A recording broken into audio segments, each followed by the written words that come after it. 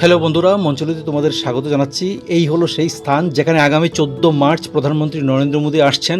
এটা হলো শিলচর শহর সংলগ্ন বুধুরাইলের কাছে অম্বিকাপুর জিপি। স্থানটার নাম হচ্ছে নামার চন্দ্রপুর বা লোয়ার চন্দ্রপুর। এখানে দেখো বিশাল এলাকা জুড়ে স্ট্রাকচার তৈরি করা হচ্ছে। এখানেই প্রধানমন্ত্রী নরেন্দ্র মোদী আমজনতার সামনে বক্তব্য রাখবেন।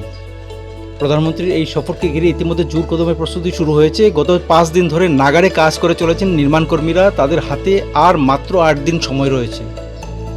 এই 8 দিনের মধ্যেই স্ট্রাকচার তৈরির কাজ শেষ করতে হবে। ইতিমধ্যে প্রস্তুতির কাজ খতিয়ে দেখেছেন রাজ্য সরকারের জলসম্পদ তথ্য জনসংযোগ দফতরের মন্ত্রী পীযূষ হাজরিকা।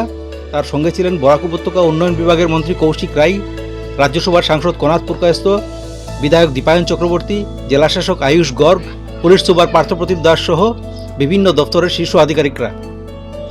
প্রধানমন্ত্রী নরেন্দ্র মোদীর শিলচর সফরের উদ্দেশ্য হল 5 গ্রাম বোরাপানি হয়ে Guwahati high speed expressway, Silchar flyover এবং পাথারকান্দিতে একটি কৃষি মহাবিদ্যালয়ের শিলান্যাস করা। প্ৰধানমন্ত্ৰী নৰেন্দ্ৰ মোদী ডাঙৰীয়া এই স্থানলৈকে আহিব।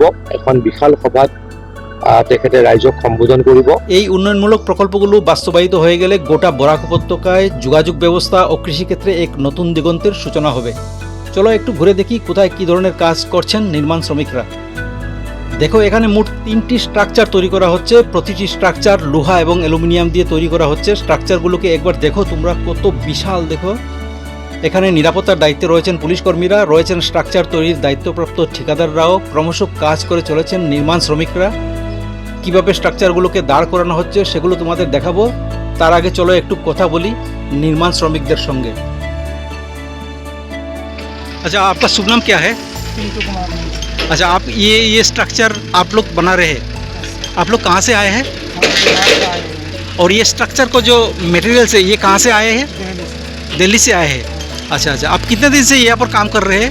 लगभग 5 डेज से 5 दिन से। और कितना दिन लगेगा स्ट्रक्चर तैयारी होने में? और 9 डेज। और 9 डेज लगेगा। यहीं पर 14 मार्च को प्रधानमंत्री जी आ रहे हैं, तो इसलिए ये स्ट्रक्चर बनाया जा रहा है। कितना इलाका में ये स्ट्रक्चर बन रहा है? फिलहाल 70 किलोमीटर पीछे लगा था। हाँ। अब यहाँ लग रहा है। यहाँ 14 तारीख को हाँ। माननीय प्रधानमंत्री जी आ रहे हैं, नरेंद्र मोदी। नरेंद्र मोदी जा रहे हैं। आप लोग कितने आदमी आए हैं? यहाँ पर लगभग हम लोग 60 प्लस होंगे। 60। सब बिहार से आए हैं? नहीं, सब बिहार से नहीं, कुछ राजस्थान से हैं, कुछ अच्छा। आसाम से ही हैं और कुछ आपका बिहार से हैं। बिहार से। अच्छा। और आप कहाँ से आए हैं? बिहार से। बिहार से आए हैं। और आप एक ही साथ में आए हैं? अच्छा। तो स्ट्रक्चर तो लगभग अब बन गया है? अभी बना नहीं है फिलहाल। जितना है अभी बना हुआ है, उतना बना हुआ है। अभी भी जाएगा 61 रिंग तक 30 मीटर का, और 40 मीटर का अभी भी 22 रिंग तक जा सकता है। अच्छा। अभी लेट है। ओपनिंग में तो जैसे 9 दिन बचा हुआ है ना, तो और अब लगभग 8 दिन में हम लोग को फाइनल देना किसी तरह। अच्छा, 8 दिन का अंदर में हो जाएगा? 8 दिन के अंदर फाइनल करना ही है। 8 दिन का अंदर हो जाएगा? क्या लगता है? दिन काम करें। रात दिन काम करके? हाँ, 8 दिन में हमें फाइनल देना ही है किसी अच्छा। तरह। 14 तारीख को ओपनिंग होंगे और 14 तारीख को हर काम कंप्लीट हो जाएंगे। यहाँ का अच्छा। जितना भी काम है। कितना स्क्वायर किलोमीटर एरिया है जहाँ पर ये स्ट्रक्चर बन रहा है? ये আচ্ছা, ঠিক।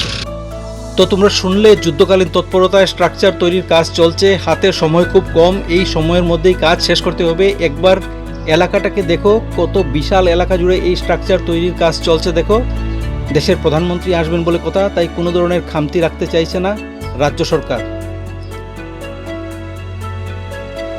এখানে দেখো অনেক বাঁশ এনে রাখা হয়েছে। এই যে গাড়িগুলোকে দেখছো, এই গাড়িগুলোতে করেই নির্মাণ সামগ্রী এবং বাঁশ নিয়ে আসা হচ্ছে। নির্মাণ সামগ্রী কিছু এসেছে গুয়াহাটি থেকে এবং কিছু দিল্লি থেকে, এবং বাঁশগুলো স্থানীয়ভাবে সংগ্রহ করা হচ্ছে। প্রতিদিন বরাক উপত্যকার বিভিন্ন প্রান্ত থেকে এখানে বাঁশ আসছে, ট্রাকে করে নিয়ে আসা হচ্ছে বাঁশগুলোকে। এই বাঁশ দিয়ে মূলত ব্যারিকেড তৈরির কাজ করা হবে। এবার কথা হলো এই স্থানটাতে কিভাবে আসতে হবে। এখানে আসার দুটো রাস্তা রয়েছে। একটা হলো শিলচর আইএসবিটির পাশ দিয়ে একটা বাইপাস রাস্তা চলে গেছে। ওই বাইপাস রাস্তা দিয়ে এসেই নামার চন্দ্রপুর বা লোয়ার চন্দ্রপুরের এই জনসভাস্থলে আসতে হবে। আর অন্য রাস্তাটা হলো শিলচর শহরের মাঝ দিয়ে কাটাল পয়েন্ট রাস্তা হয়ে আসতে হবে। এখানে দেখো এক্সকেভেটরকে কাজে লাগানো হচ্ছে স্ট্রাকচারগুলোকে দাঁড় করানোর জন্য। এখানে স্ট্রাকচার তৈরি করে রাখা হয়েছে, স্ট্রাকচারগুলোকে দাঁড় করানো হবে। এই যে দেখো উপরে যেভাবে এই স্ট্রাকচারগুলো দাঁড়িয়েছে, ঠিক একইভাবে এই এক্সকেভেটরকে কাজে লাগিয়ে দেখো স্ট্রাকচারগুলোকে তোলা হচ্ছে, এভাবেই স্ট্রাকচারগুলো উঠছে। এই যে দেখো,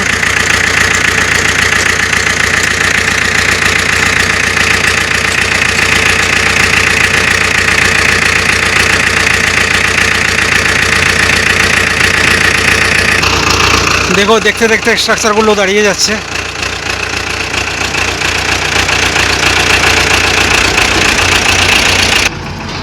দাঁড়িয়ে গেল স্ট্রাকচারটা, এই যে দেখো।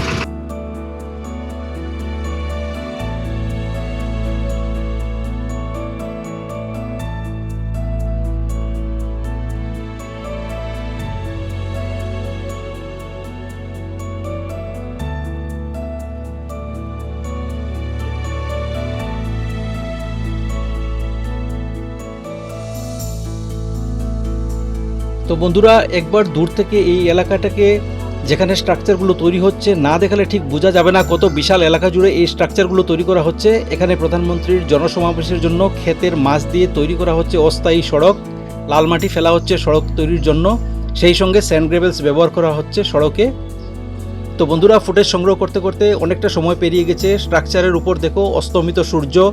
এবার বাড়ি যাওয়ার সময় হলো। তাহলে তোমরা এই প্রতিবেদনটা দেখতে থাকো, ভালো থাকো, সুস্থ থাকো। জয় হিন্দ।